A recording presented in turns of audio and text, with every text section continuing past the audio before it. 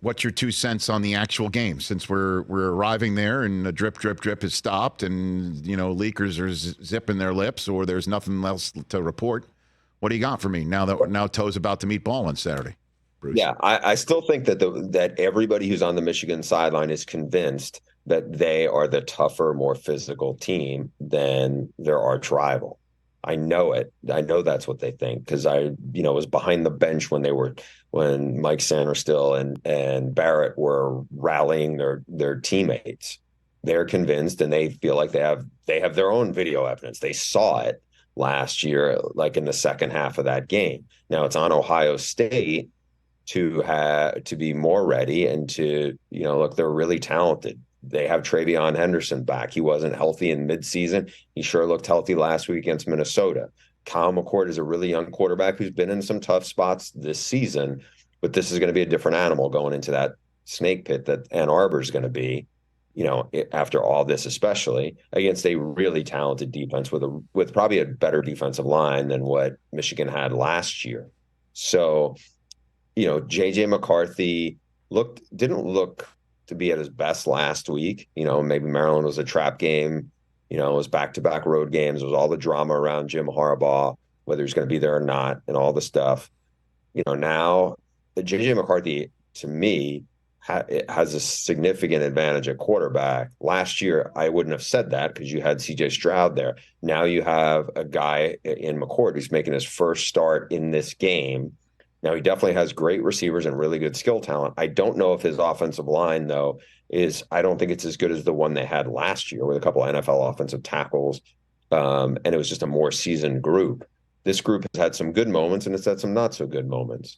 But to me, that I think is where the game is. It's really is, Michigan's offensive line, which has been so good, was a little banged up last week, but we're going to see, is Michigan in the trenches dominate this game, or does Ohio State hold its own? And if it does, then I definitely think Ohio State has the skill guys to win this game. Well, yeah. And so that, from my seat, my concern, Bruce, is the Michigan run game this year has not been its forte. It really has not been. Corum scores from the 5-yard in, right?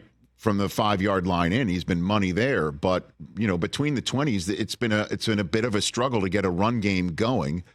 And the outside of the obvious of trying to contain Marvin Harrison Jr., the concern I have is McCarthy, who hasn't looked himself the last 2 weeks. I'm wondering if he's hurt. Is that why Sharon Moore called a zillion straight run plays in Penn State? And he did not look himself in Maryland at all. And if there's anybody who misses Harbaugh in game, it would have to be McCarthy. His spirit animal is not on the sideline, right? So that's my concern. Yeah, and I think it's a valid concern. Now, look, the first I was at that Penn State game, Michigan's right tackle was in for a long day. Penn State has super edge rushers, super twitchy guys. Mm-hmm. Chop Robinson, most notable among them. They are different.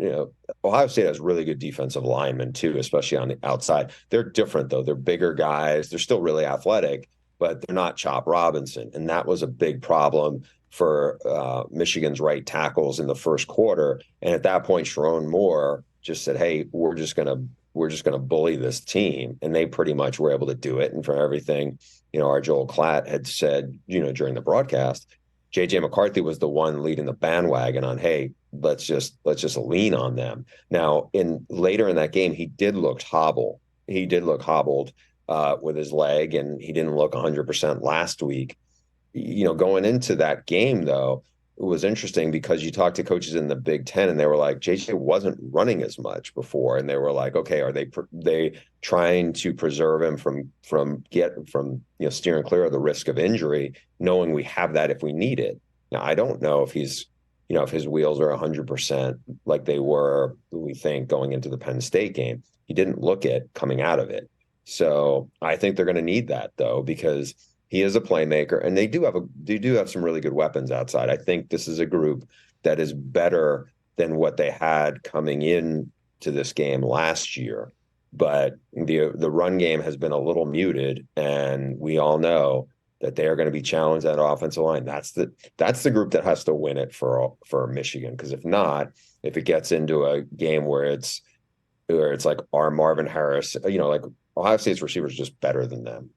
Ibuka's really good. Their tight end is really good, Cade Stover, and obviously they have the best receiver in college football, Marvin Harrison Jr. As good as Michigan's secondary is, I don't think they're going to be able to completely shut that group down. Ohio State's just too explosive, and that's not even talking about what Travion gives them. Catch the Rich Eisen Show every single day on the Roku channel, 12 to 3 Eastern, for free.